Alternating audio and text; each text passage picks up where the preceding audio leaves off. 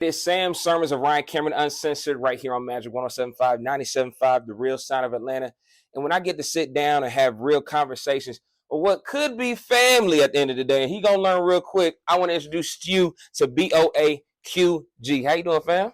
Good, my guy. Good morning. I'm wonderful. So first off, we're gonna start the interview with, I understand you from Waycross. I got folks down in Lakeland, in Waycross, in Brunswick. So like I'm familiar. You know what I'm saying? I'm not someone brand new to the, to South Georgia with it. You know what I'm saying? So, Okefenokee Swamp, things like that. We just outside of balling, outside of, football players, there's some real rap getting done, getting busy, and it's getting on to the biggest of stages now with QC. So we're gonna start this. Tell the audience about you that haven't heard anything from you yet.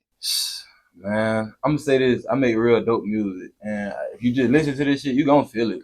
All you gotta do is skim through this shit. You gonna feel something. You gonna get hit by something. But like, if you looking for some real music still, like you still want some real music, tap in. Like this shit still here. It still exists. Absolutely. Jumped off with Voodoo, and that did crazy numbers. Went viral. Got folks jumping on it, remixing it, the whole nine. From start to like, all right, we're gonna get in the booth, we're gonna knock this out. Okay, we got us one. Then you seeing it like run off, because you hope it happens, but then when it happens, like, were you ready for it? No, I wasn't ready for it, because it just, you gotta understand, I was just a regular nigga, bro. I didn't have no music out. Yeah, like no music out, period. Like I have no songs out, no music videos. I ain't did no shows, nigga. I'm just not getting out of Tanga. Now the next day I'm a rapper.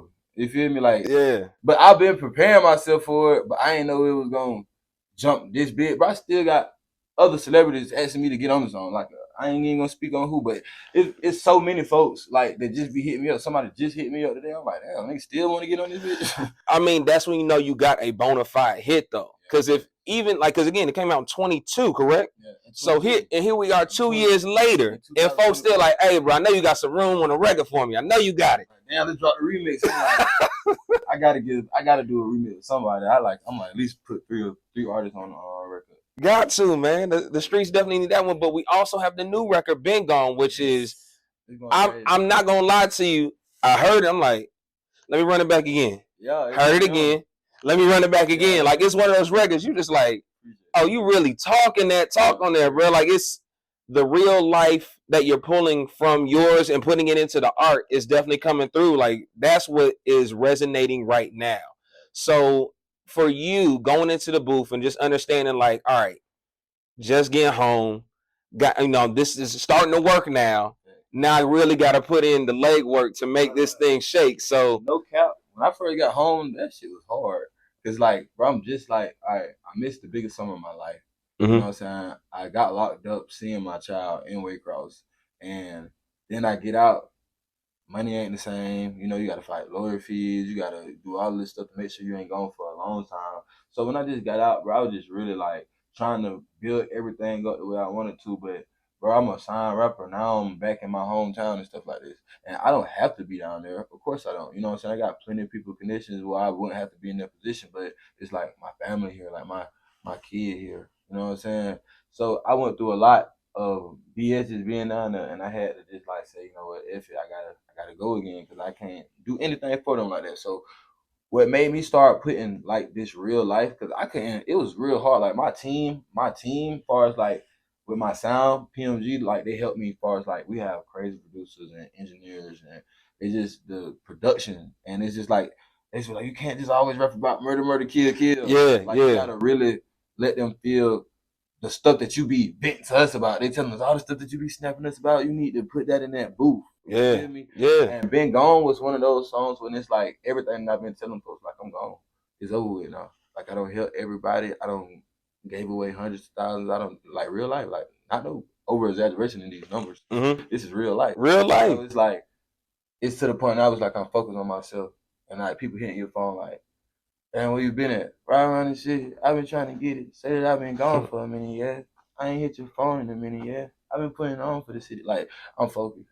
You feel me? And being like the neighborhood hero of the city, it comes with a different type of weight. So again, you coming home to a situation that like someone told you like, hey, take this stuff serious. Don't play with it because you got something. Like it's someone that, with it, bro. But someone told you like you got it because you can believe in yourself to an extent. But it's like when you get that cosign. Bro. Okay, when I got signed, I probably say I was up, bro. I'm a lot of fucking money.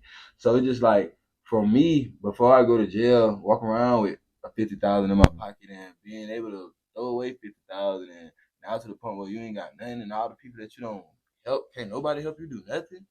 Y'all done fucked up all the money, everything got left with y'all, and nothing's left now that I'm back. Nothing it was left. Like, what am I doing this shit for? You know what I'm saying? Right. And that shit just give you a different type of motivation to grind. Like, if it wasn't for my manager, bro, I don't know where I'd be at. Like, I love my label too, and shout out to QCP, like that's my dog. But if it wasn't for my manager, it's like P, he's so busy. You know, P busy as hell. He ain't got time to build us every single day. And at one point in time, me and him was together every single day for a year point stretch. And it's like, now when you not used to being every day, he's still like, you gotta push. I'm like, yeah, I'm fucked up. I ain't got nothing going on right now, but I ain't finna ask no nigga for shit. I work for anything that I need. Right. And shit, me and my team, we locked in, and she was like, nigga, Misery Love Company, you ain't finna be in this bitch sad with me. That's real. But you need people on your team that's able to tell you, like, here's what we got to do. Like, I understand you want to mess around. No matter who you are, independent sign, you need a team. You need a team, a strong team, bro. Because, like, I'm thinking, like, oh, shit, my homeboys, my circle is supposed to be the people that I'm supposed to be depending on my family. But I'm an orphan, you feel me? I grew up in DFAT. So, like, I didn't get close to my people until I was, like, 17, 18, until I got out of care. And I made myself get close to all of them. Like, I knew who y'all was, but I ain't live with y'all. You know what I'm saying? Right. In the States.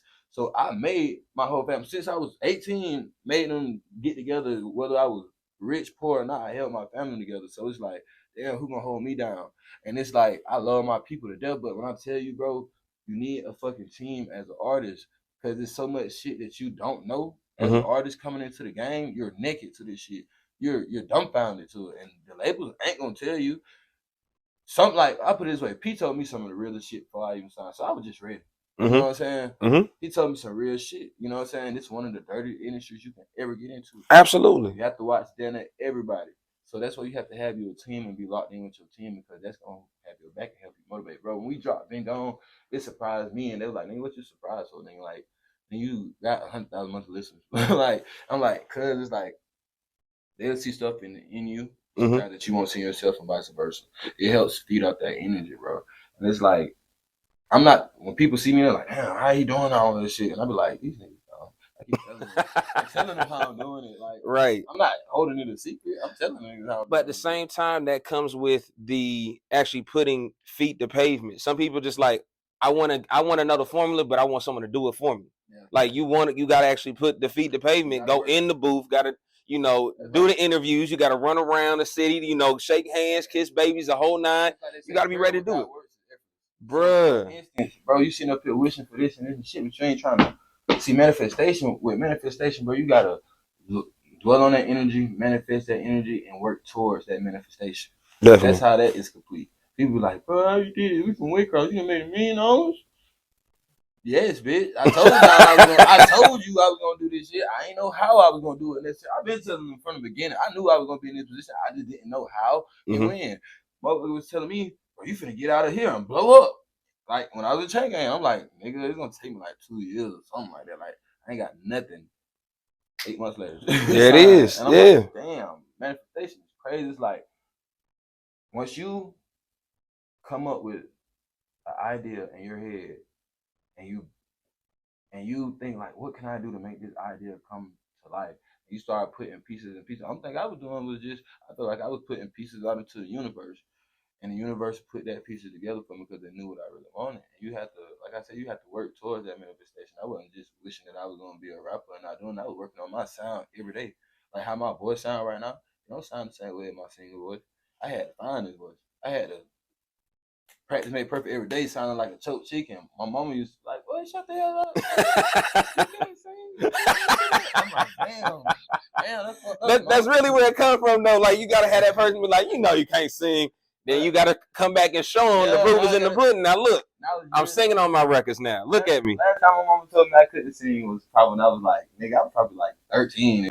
The name would have said 13. I was probably around 13. Nigga, she hasn't heard me sing until this year, like a real singing song, and I sent to like, Mom, listen to this shit. Like, oh my God, that's shit. I'm like, yeah, that's me. She's like, that's crazy. It was just like it was unpolished at the time, but now you put the work in, you dedicated yourself. Like we all started that way. But see, you know how you feel like you sounded yourself. Like I felt like I should sound like how I sound in the shower to everyone. Damn, I don't sound man, like put the mic in the shower. That's where the best music come from, man. That's just what it is. And that's crazy because like when I went to prison, I ended up getting that acoustic, the same type of acoustic you have in your shower, that little room, being in that cell. That's why I found my voice at just beating and rapping all day and just hearing myself echo. So now I'm playing with vocal and I made Voodoo Locked Up, and that shit was just crazy. And I really made 7 songs that was crazy. Like I didn't just get signed off Voodoo. Like people don't understand. Like I only made 100,000 off of Voodoo. Mm-hmm. Like it was just like the other songs after that that made them like, okay, we're gonna give you some more money because this thing got hits. And like at that time, like the songs I got signed off of, all of those songs were the songs that I made when I was incarcerated. So that was crazy. So taking the hustle that you learned locked up and had to be resourceful, because again, you stripped down with what you have in there. Yes. Now you have the facilities, you got the ability, you got the muscle behind you. Where's the limit now? Because I mean, at that point, it was the time you can get up, the time you got wrecked. Like it's very structured. So now that you have the ability to move around the way you want to, where's the limit now? Okay, put it this way. I'm humble like a motherfucker right now. Cause them folks like, bro, I was going through shit just because I was a rapper. Like, I'm in the chain gang and shit, like, and I got my Gucci flip flops. And the warden like, oh the fuck, you not? Give me those. Send his ass to the hole. And I'm like, nigga, your officer gave me my Gucci flip flop, nigga. Like, what the fuck? How you think I got him? Nigga telling me that like, you're not a rapper in here. Your number is so and so and so. I'm like, oh yeah, I see. I can't never ever go through this shit again. So the way that I move on the street, bro, it's like I handle my business. I do stuff like this, shows, do the things that is lined up on my itinerary, stuff that I need to do. I just work. I drown myself with work. I really don't want to do nothing else but work. Because I damn near don't even want to spend time with them. Like they're like, bro, we want you to come to the cookout this week. I'm like, I gotta work. I gotta find some work. I gotta do something. I can't have time to do shit like this right now. Because like when I did make time to do shit like this, bro, I see myself doing shit for no reason, bro. And this is really like, other than my child and my family and my team and my people, the only thing I care about. The only shit that keep me going. Like, nigga, all I do is wake up, rap, sing, and people like, shut the fuck up. God damn, go in the booth. Go do something. Go in the studio. But like, honestly, bro, I don't turn myself to a robot at this point. I feel like even with my team, because they work just as hard, like they work the same way.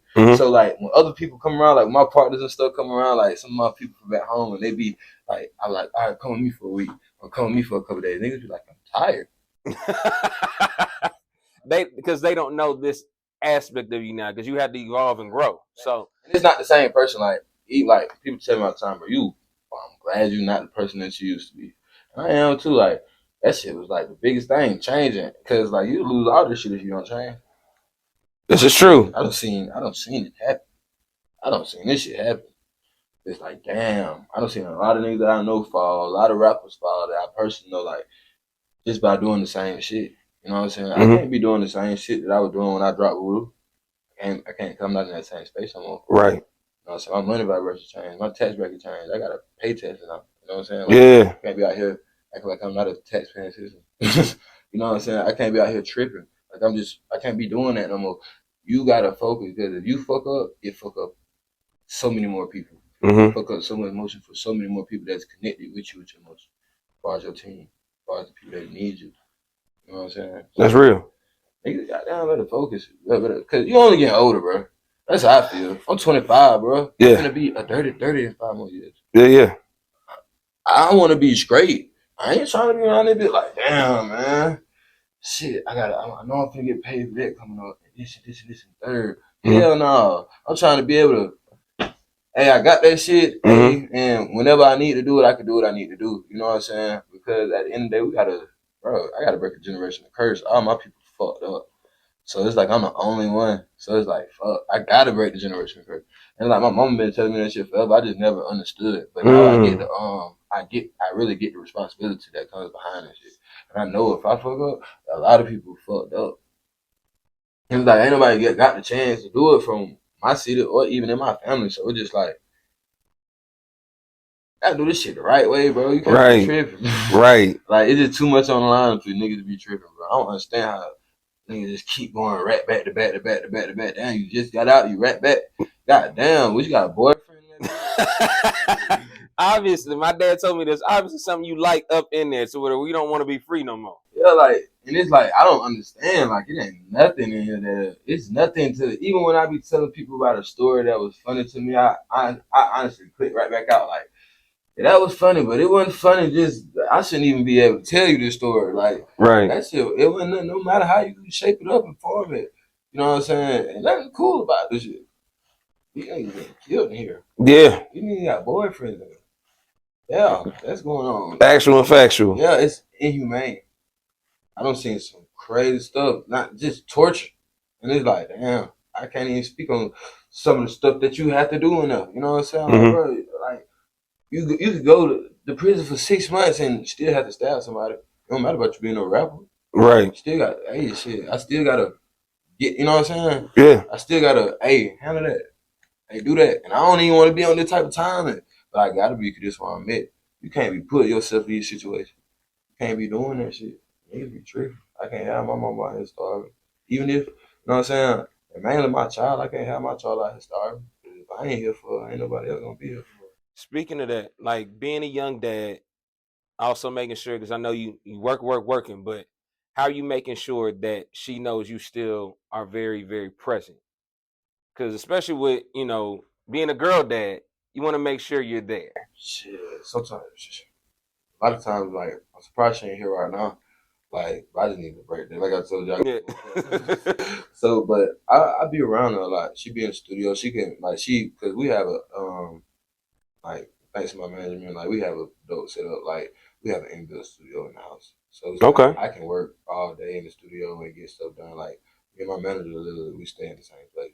I'd never really see her because, like, they damn house so fucking big. But it's just like, we get so much work done like this. And, like, this is my first time ever even been in a situation like that. But it's just like, it got to a point where she was playing something to me like, hey, bro, don't be trying to fix shit. You know what I mean?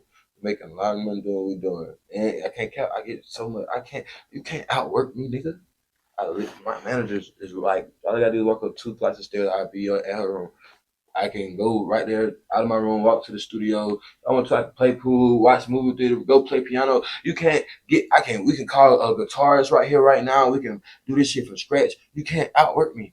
Because my team, nigga, it's the creative span from videographers to you will never. You can't lose. You can't. When everything's in house, everybody's benefiting off of each other. This shit is like a snowball. Nigga, you can't outwork me. I'm not even. It be to the point like only competition you need to be focused on is you. How can you better and beat yourself every day? I need to beat this nigga up that I'm seeing right now in the mirror because I know that the person I'm facing is better than what I'm looking at. And I gotta get this out of myself. You know what I'm saying? That should be your only competition. I barely even listen to niggas' music, bro. Because I don't even want their styles rubbing off on me. I'm trying to literally get so deep into my flow and what my fans love. And it's like I've been noticing, like I tried to do the shit that the labels didn't want me to do and do like the Atlanta Swags and the Twisted Geniuses. And I fuck with them. You feel me? Don't get me wrong. Like I was like, damn, I'm working with Quay. I'm working with, you know what I'm saying? These people. So, but it gets to a point where I had to get some more platinum artists too, producers and engineers who build something around my sound, make me sound Atlanta and city vibe. You feel me? I love the city, but my style is like they be like, nigga, where you from? You from New Orleans? You from Florida? Where you? Nah, it's got its own vernacular. Even like we in Georgia, but the thing is, like folks like, oh well, I stay in Georgia. Like Atlanta, like nah, like there's a lot. Yeah, there's a different part when, especially talking about South Georgia. Like they move different. Yeah, it's a whole totally different. Completely. Like boy, baby. Like, yeah. They talk like they from New Orleans, so like it's a whole different. Like you just have to see like the depths of the dirty stuff. Absolutely. So, getting ready to wrap up. You got the new album that's coming, 13. You know, full circle moment for you. How excited are you to give the people this project? I'm excited. I'm overly excited. Like this is gonna be my first album ever.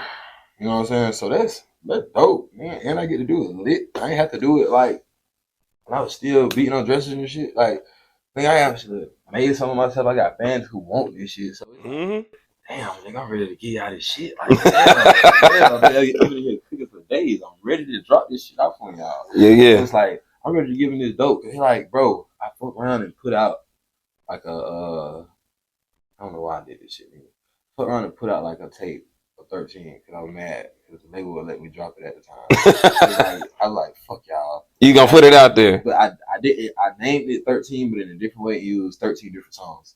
Okay. So, but it was like, but I can legally do that in our contract. But it was like, hey, we finna drop the real one. So I had to end up taking it down. You know what I'm saying? So yeah. I took it down, and bro, I got so many DMs like, you fuck me.